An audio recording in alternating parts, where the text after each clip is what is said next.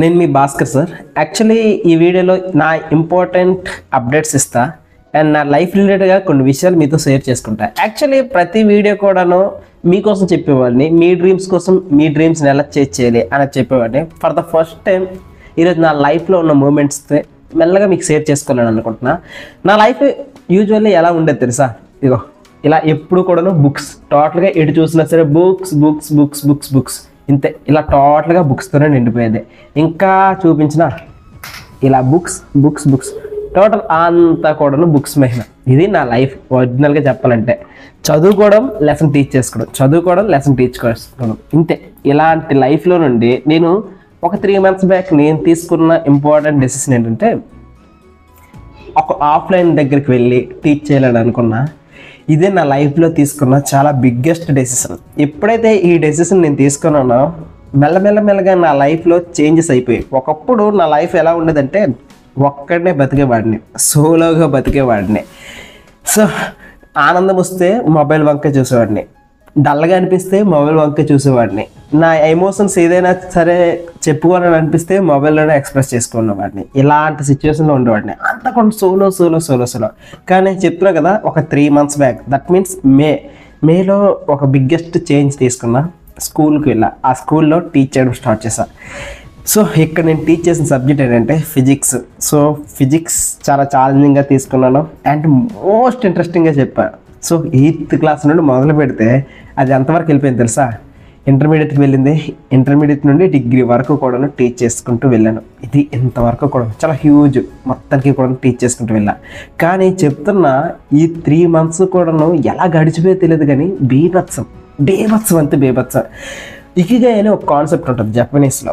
So ఈ concept ఏం చెప్తుందంటే, నువ్వు చేసే పని నీకు నచ్చి నీకు దాన్ని నువ్వు లవ్ చేస్తూ ఉంటే అండ్ అన్నిటికన్నా మించి వరల్డ్ కూడాను ఆ పని కోరుకుంటూ ఉంటే అండ్ అన్నిటికన్నా మించి ఆ పనికి అది చేస్తున్నందుకు నీకు వరల్డ్ కూడాను మనీ పే చేస్తూ ఉంటే దట్ ఈజ్ యువర్ ఇకిగై అని.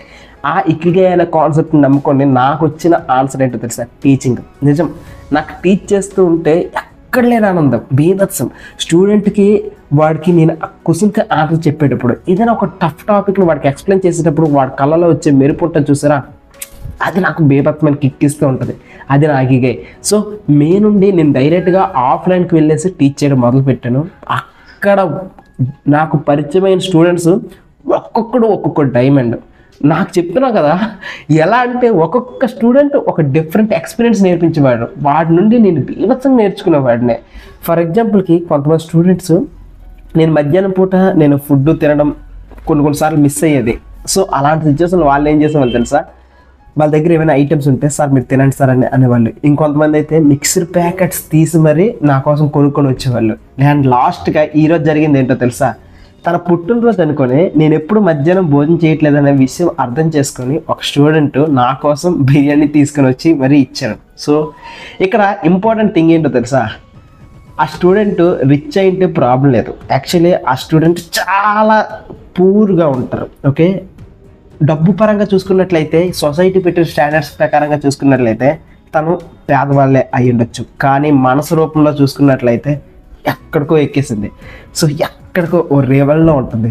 చెప్తారు కదా, నా కళ్ళల్లో ఆ మెరుపు చూస్తేనే మీరు అర్థం చేసుకోవచ్చు. నేను క్లాస్ రూమ్లో టీచ్ చేసేటప్పుడు ఎస్పెషల్లీ నా 10th class స్టూడెంట్స్ అయితే ఒక రేంజ్. ఎందుకంటే క్లాస్ రూమ్లో ఎవ్రీ 5 minutesకి ఒక జోకు, ఒక నవ్వు, ఎవ్రీ 5 minutesకి బీభత్సం. ఈ వీడియో చూస్తున్న నా 10th class ఆనిముచ్చెల్లారా, మీ అందరినీ కూడా బీభత్సంగా మిస్ అవుతున్నా. ఖాళీ జ్ఞాని మీరు వేసే జోకులు అయితే ఒక రేంజ్. ఓకేనా, నేనైతే మనసులో ఒక రేంజ్లో నవ్వుకునేవాడిని. అయితే అప్పుడప్పుడు ఏమనిపించేది అంటే, పొరపాటు నేను టీచర్ అయ్యి మీ ఫ్రంట్కి వచ్చాను కానీ నేను కూడా మీలాగే వెనక బెంచ్లో కూర్చొని ఉండుంటే మీకు పోటీ ఇచ్చేవాళ్ళరా. సో ఈ లెవెల్లో ఉండేది. అండ్ స్టూడెంట్స్లో కొంతమంది నాకు రిలేటివ్స్లా అనిపించేవాళ్ళు, కొంతమంది నా ఫ్రెండ్స్ భార్గవ్ లాంటి ఫ్రెండ్స్ ఉండేవాళ్ళు. శ్రీవాత్స, నువ్వున్నా చూసావా, నువ్వు మా క్లాస్లో మా ఫ్రెండ్ భార్గవ్లా ఉండేవాడివి. ఓకేనా, తేజ, నిన్ను చూస్తే అచ్చం నన్ను నేను చూసుకున్నట్టుగానే ఉంటుంది. ఓకే, సో ఇలా అనమాట. ధరణి నాకు రిలేటివ్ కొడుకు అవుతాడు. ఇలా డిఫరెంట్ 10th class వేరే లెవెల్, ఇంకా 8th class. అబ్బా, ఎలాంటి స్టూడెంట్స్ అంటే వీళ్ళకి కానీ ఐఐటి ఫౌండేషన్ కానీ స్టార్ట్ చేస్తే ఒక రేంజ్లో చదువుతారు. వాళ్ళు. సో మొత్తం లెసన్ అంతటినీ కూడా ఫింగర్ టిప్స్ మీద వచ్చేసే లెవెల్లో చెప్పేసా, వాళ్ళు కూడా లెసన్ అంతటినీ కూడా ఫింగర్ టిప్స్ మీద చెప్పేసి అంత లెవెల్లో వెళ్ళిపోయేవాళ్ళు. ఫిజిక్స్ కాన్సెప్ట్ చాలా సింపుల్ కాన్సెప్ట్ బీభత్సంగా చెప్పుకునే వాళ్ళం. మొత్తం నాకు ఫేవరెట్ క్లాస్ ఎలాంటి క్లాస్ అంటే వాళ్ళు ఏదైనా ఒక ఎక్స్పెరిమెంట్ చేద్దామని చెప్తే చాలు, మీ 8th క్లాస్ ఉన్నారు చూసారా, అరే లోహిత్, అరే కుమార్, మీరందరూ కేకరా, ఎందుకంటే నేను ఒక ఎక్స్పెరిమెంట్ చేస్తానని చెప్తే చాలు తీసుకుని వచ్చాడు. ఇంకా అమ్మాయిలు మీరున్నారు, మీరు ఆనుమత్యాలు అంతే.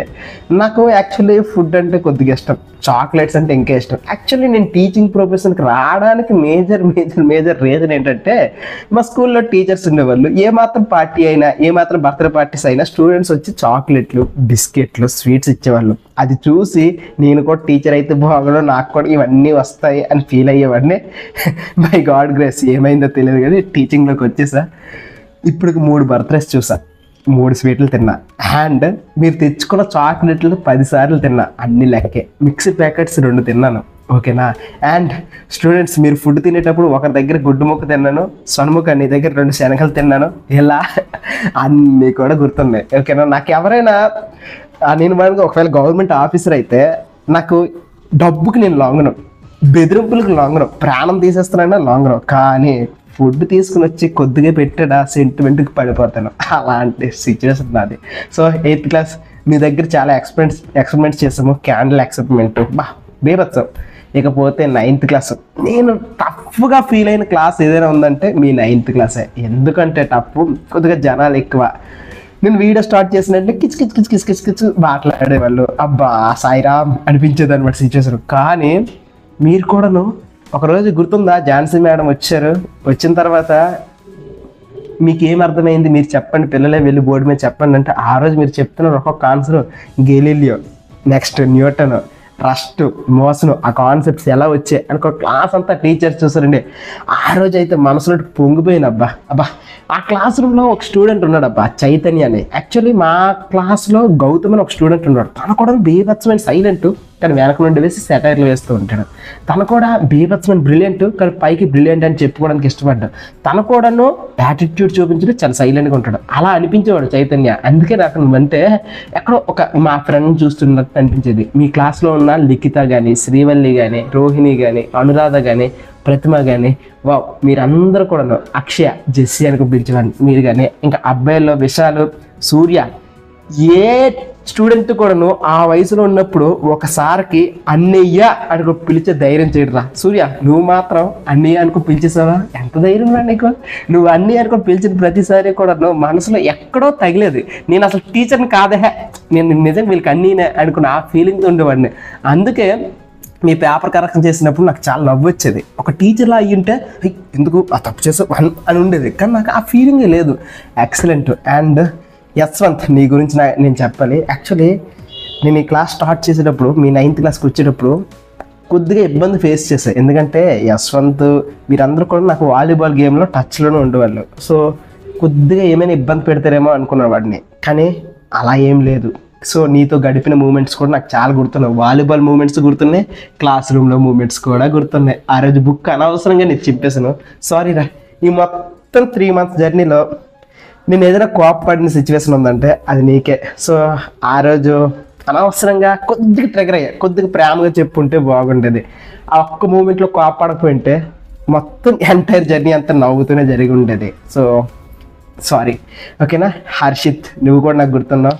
అండ్ మీ 9th క్లాస్లో ఉన్న మణికంఠ, వినయ్, శ్రీమాన్, వావ్ మీరందరూ కూడా మంచి టాపర్స్. మీరు ఫ్యూచర్లో బీభత్సం టాప్ సెక్షన్కి వెళ్తారు, ఓకేనా.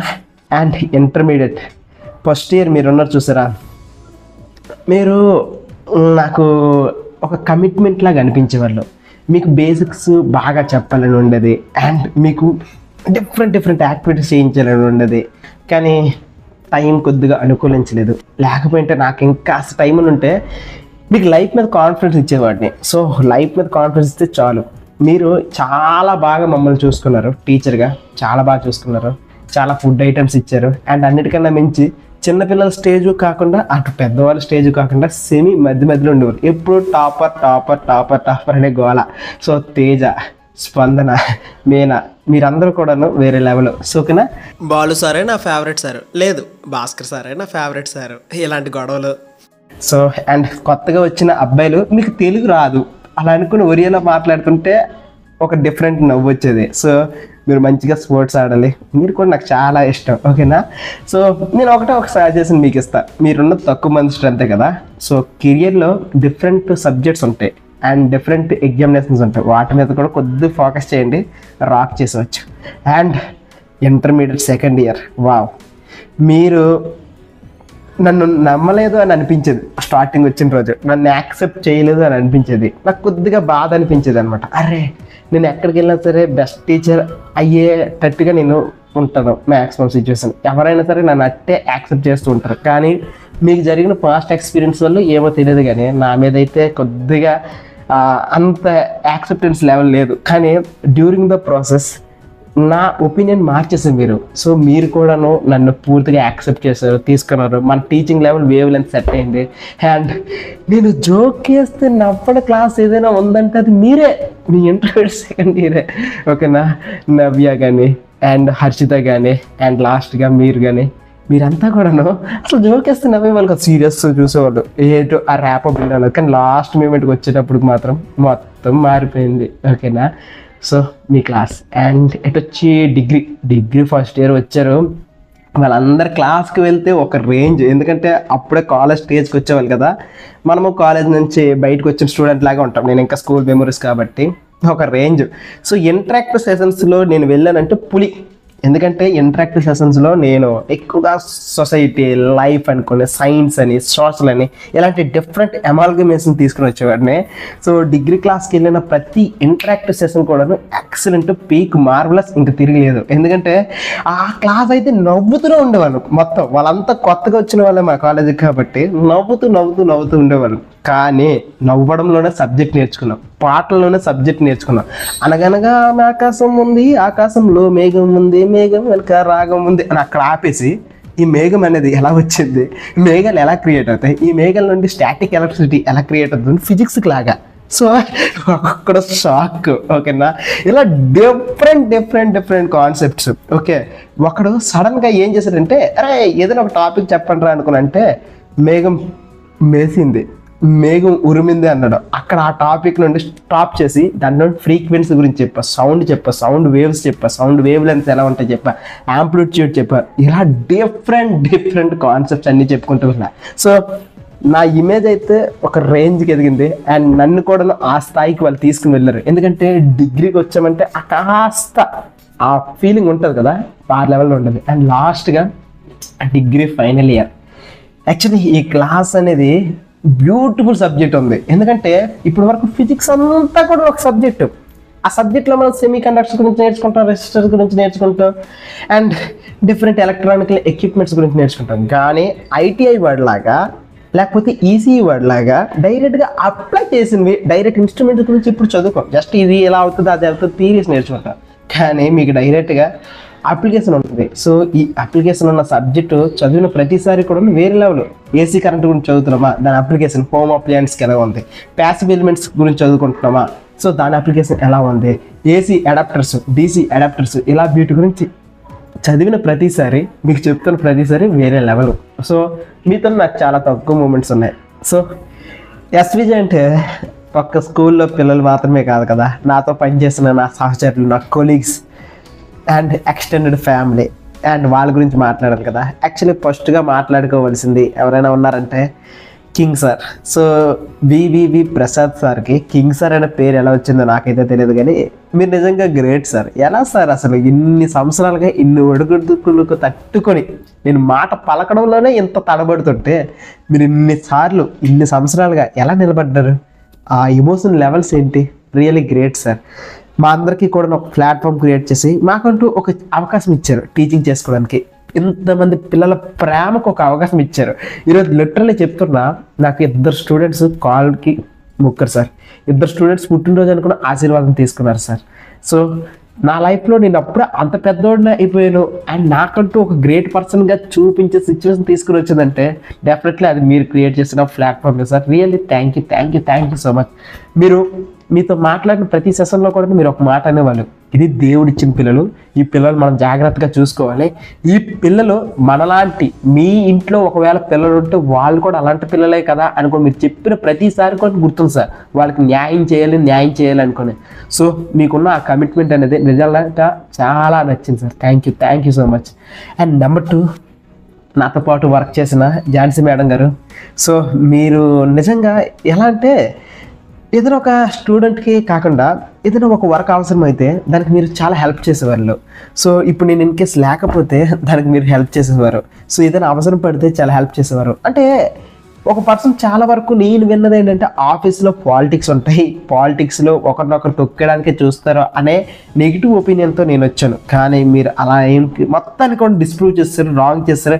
హ్యాండ్స్ ప్రూవ్డ్ని కాస్త హ్యాండ్స్ డిస్ప్రూవ్డ్ చేస్తారు. ఫస్ట్ లెసన్లో ఉన్న రియల్ నెంబర్స్ కాన్సెప్ట్లో ఉన్నటువంటి రాంగ్ ఎజంప్షన్ని తీసుకొని చేసినట్టుగా. సో నిజంగా మీ ద్వారా నేను ఒక బెస్ట్ క్వాలిటీ నేర్చుకున్నా. మనం ఇతరులకు హెల్ప్ చేస్తే మన లైఫ్ కూడా అదే మళ్ళీ రిటర్న్ అవుతుంది అనే పాయింట్ అయితే మీ దగ్గర నుండి నేర్చుకున్నా. బాలు సార్, మిమ్మల్ని నేనైతే ఒక అన్నిలా మేము చూసుకున్నాను, ఒక మెంటర్లా చూసుకున్నాను. మీరు ఏది చేస్తే అది చేయాలని అనిపించింది, మీరు ఎలా ఉంటే ఆ స్టైల్లోనే ఉండాలని అనిపించింది, మీరు పిల్లలతో ఏ రకంగా ఉంటే అలానే ఉండాలనిపించింది. ఒక రకంగా చెప్పాలంటే మీరు నాకు ఒక రోల్ మోడల్ అనిపించేది సార్. మీరు ఏం చేస్తే అలా అనుకుని భలే ఉండేది sir. Thank you so much. And జగ్గర సార్, మీరు హెచ్చమైనప్పటికీ కూడా ఎప్పుడు కూడా అలాంటి ఆ హోదాను చూపించలేదు, అంత దర్పాన్ని చూపించలేదు. మీ ఎక్స్పీరియన్స్ ముందు మేము చాలా చిన్నవాళ్ళం అయినప్పటికీ కూడా మీరు ఎప్పుడు కూడా చూడలేదు. సో మీ ద్వారా నేను ఏం లాభం పొందుకున్నానో నాకు తెలుసు. చాలా థ్యాంక్స్ సార్. మీరు చేసిన ప్రతిదీ కూడా గుర్తుంది. హిందీ మేడం గారు, మిమ్మల్ని చూస్తే ఒక మదర్ టైప్ ఇలాగ అనిపించేది. ఇంకొక రకంగా చెప్పాలంటే ఒక సూర్యకాంతం అత్తగారు చూసినట్టుగా ఉండేది. మీతో కాస్త ఫన్నీగా ఉండాలనిపించింది, అట్ ద సేమ్ టైం ఒక రెస్పెక్టబుల్ పొజిషన్ కూడా చూడాలనిపించింది. చాలా థ్యాంక్స్ మేడం. చాలా చిన్నవాడిని అయినప్పటికీ కూడా నాకు కూడా రెస్పెక్ట్ ఇస్తూ సార్ అనుకుని పిలిచిన ప్రతిసారి కూడా మనసులో ఎక్కడో పొంగిపోయేవాడిని. అరే నేను అప్పుడు సార్ అయిపోయాను, నేను కూడా స్టూడెంటే కదా అనే ఫీలింగ్లోనే ఉండేవాడిని. చాలా థ్యాంక్స్. తెలుగు సార్, మీరు చాలా ఎక్స్పీరియన్స్. మీతో ఒక చిన్న ప్రోగ్రామ్ చేయాలనుకున్నాను, బట్ బ్యాడ్ లక్ జరగలేదు. సో మిస్ అయిపోయాను. జోస్ సార్, మిమ్మల్ని చూస్తే కొద్దిగా ఇన్స్పైరింగ్గా అనిపించేది. ఇలా ఇక్కడ నేను ఏదైతే వర్క్ చేశానో ఆ టీం అంతా కూడా బంగారం. చాలా థ్యాంక్స్ సార్. మీ అందరితో కూడా చేశాను. సో ఎస్విజే నుండి వెళ్ళిపోతున్నందుకు నాకైతే టు బి ఫ్రాంక్గా అంత హ్యాపీగా ఏమీ లేదు. ఎందుకంటే ఎంతమంది పిల్లలు సార్ వెళ్ళిపోతారా అంత మాట గుచ్చేస్తుంది. సార్ మీరు మాట ఇచ్చారు మాకు ప్రతి పారాగ్రాఫ్ కంప్లీట్ చేస్తారని అన్న మాట ఇబ్బంది పెట్టేస్తుంది. నేను కొంతమందికి రియల్లీ కమిట్మెంట్ ఇచ్చా, వాళ్ళు కూడాను సార్ వెళ్ళిపోతున్నారు ఏంటి సార్ మీరు అన్ని మాటలు చెప్పారు అన్న ప్రతిసారి గుచ్చేది. సో మీరు నాకు ఎంతగా దగ్గర అయిపోవాలంటే ఆఖరికి నేను స్నానం చేస్తున్నప్పుడు కానీ, వాష్రూమ్లో ఉండేటప్పుడు కానీ, పడుకునే ముందు కానీ ఈ స్టూడెంట్కి ఎలా చెప్పాలి, ఏ రకంగా చెప్పాలి అని అంతగా మైండ్లో ఫుల్గా ఆలోచన. ఆదివారం వచ్చేటప్పుడు కూడా క్లాస్కి వెళ్ళిపోయి వాటి గురించి ఇలా చేయాలి అలా చేయాలి అనిపించేలాగా మీరు కూడా నా మనసుకు చాలా దగ్గర అయిపోయారు. మోర్ లైక్ ఏ ఫ్యామిలీ. సో కొన్నిసార్లు కొన్ని కావాలంటే కొన్నిటిని వదులుకోవాలి అని అంటూ ఉంటారు, కానీ నా లైఫ్లో వదులుకుంటుంటేనే తెలుస్తుంది ఇంకో దానికోసం మరొక దాన్ని త్యాగం చేస్తున్నాను. సో చూద్దాం, లైఫ్లో ఇది ఇలా జరగాల్సిందేనేమో. Whatever it may be. ఎస్విజేకి చాలా thanks. And at the same time పిల్లలు మీకు కూడా చాలా థ్యాంక్స్.